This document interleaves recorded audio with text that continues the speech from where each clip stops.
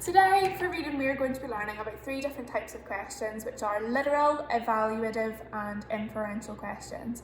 And the reason why we're learning about these is they're a really good way to break down comprehension questions and understand really what the question's asking us, where to find the information and how to explain our answers. So this links really well with our HOTS pyramid. So you know we've got our big one in the wall in class, and I'll talk about that as we go through these different types of questions. So the first one we're going to look at is a literal question. So a literal question is something that's right there, the answer is on the lines. So this links well with our remembering and understanding questions. They're the simplest ones. We just need to find the information, answer the question and say, this is where the evidence is. So they're quite straightforward ones. The next one that we have is our inferential questions, which are here. And our inferential questions are something that are a little bit deeper. So this links quite well with our analysing and our applying part of our pyramid, our HOTS pyramid. So an inferential question is where the information is in the text, but you need to read between the lines and kind of put two and two together.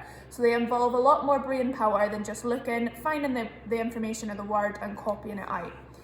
Our final one is our evaluative questions. And evaluative questions link with our evaluative skills on the HOTS pyramid, and these are answers that are beyond the lines. It requires you to take what you've got from the text, the understanding and the knowledge, but then use your own brain, your own understanding, and your own ability to sort of come up with solutions to create something. So it's an evaluative, you're creating something from your own brain and making sure that you're using the text to structure your answer, but actually the information is coming from you rather than what's on the page.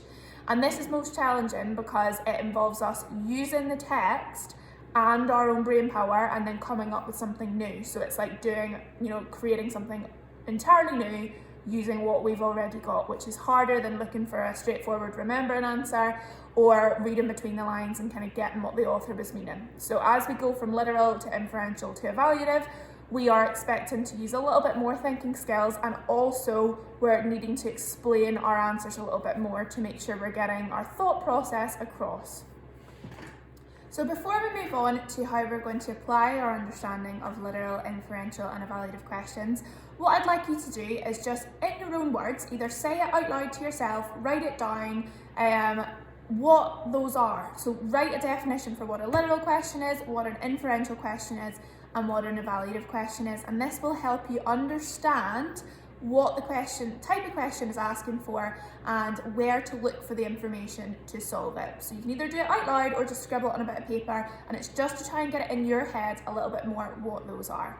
So now let's move on to the task that we're going to apply these skills in.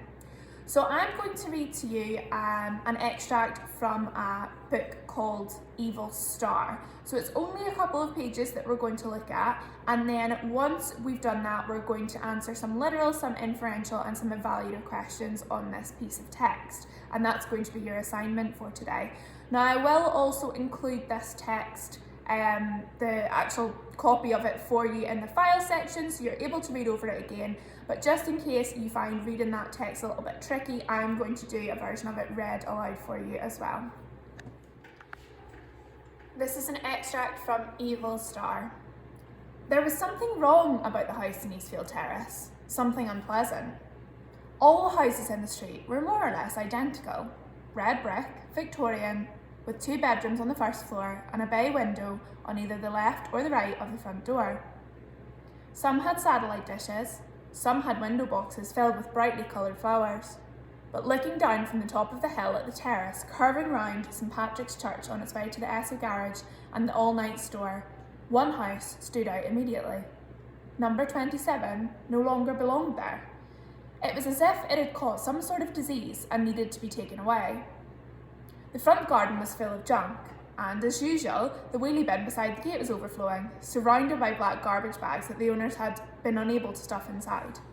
This wasn't particularly uncommon in Eastfield Terrace, nor was it particularly strange that the curtains were permanently drawn across the front windows and, as far as anyone could tell, the lights never turned on. But the house smelled. For weeks now there had been a rotten, sewagey smell that had seemed at first to be coming from a blocked pipe, that had rapidly got worse until people began to cross the street to avoid it. and whatever was causing it seemed to be affecting the entire place. The grass in the front lawn was beginning to die. The flowers had wilted and then been choked up by weeds. The colour seemed to be draining out of the very bricks. The neighbours had tried to complain. They had knocked on the front door, but nobody had come. They had telephoned, but nobody had answered. Finally, they called the Borough Council at the Ipswich Civic Centre, but of course it could be weeks before any action was taken. The house wasn't empty. That much they knew. They had occasionally seen the owner, Gwenda Davis, pacing back and forth behind the net curtains. Once, more than a week ago, she had been seen scurrying home from the shops. And there was one other piece of evidence that there was still life at number 27. Every evening, the television was turned on. Gwenda Davis was well known in the street. So now that you have read and listened to the extract from the story, we're going to move on and start looking at the questions we're going to be answering. So they are split up into 3 sections. We've got the literal questions, the inferential questions, and the evaluative questions. So if we look at them, we talked earlier about how the literal ones are the simplest, and then as we move through they get more challenging. So that also means that the literal ones have the simplest answers. They might just be a 1 or 2 word answer for some of them, and that's fine for a literal question, but for an inferential or evaluative question, we need to make sure we give a little bit more detail. So you can have a look yourself at the literal questions, but they're quite straightforward. As the little poster said, the answer's right there on the lines. All you need to do is find it. As we move into the inferential questions, it starts to ask you to use the information in the story as well as your own opinions and thoughts to put an answer together. So if we look at number 4, do you think the houses on the street are generally well looked after? Why do you think this? So, you can't find the answer to that purely in the text. You need to read what it says and then use that with your own opinion of what a well looked after house appears to be, and combine it together and then explain your reasons. So when you're doing that, because it's inferential and we're putting together information from the text as well as you taking things from your brain, so you're putting that together, you're wanting to say, well, in the text it says this, and I know that if a house looks like this, it is not or is well looked after, so this is how I know. So you're explaining that fully. So those answers are definitely going to be more than a few words, a couple of sentences, at least, making sure that you're explaining to the person that's reading really clearly how you have kind of pulled the information from the text together to form that opinion. And then as we look at our evaluative questions, what do you think the neighbours thought of the owner of the house and why do you think that? So you're using what's in the text and then you're pulling it out further and kind of applying it into your real life. So I'm sure you all live near-ish, some neighbours, I know some are further away than others, but even, having experiences of your parents or as you being neighbours, if you drive past a house that is, really, really well kept, do you make a comment? What about at Christmas, if there's nice Christmas lights? Or what about if it's a mess? So you have to use your own understanding of, everything, what it looks like, to try and work out what the neighbours thought, and we can link that in with those emotion words. What impact would it have on them? Does it affect their lives, or are they just kind of being judgy? What do you think? Explain that. So in that answer, you're really trying to expand on what you've got and maybe write a paragraph or so, just really giving lots of detail about what you think the neighbours thought of the house, and then you build in your own personal experiences plus the answer, the information in the text to come up with that kind of new idea. So hopefully that gives you a bit of an idea of how to structure your answers to the literal, the inferential and evaluative questions. So that's your first task today. Your second task, which is on your assignment as well, is to come up with 2 literal, 2 inferential and 2 evaluative questions of your own for the same piece of text. So you can look at the questions that are already there to give you good examples, but I want you to come up with 2 different ones that haven't already been answered.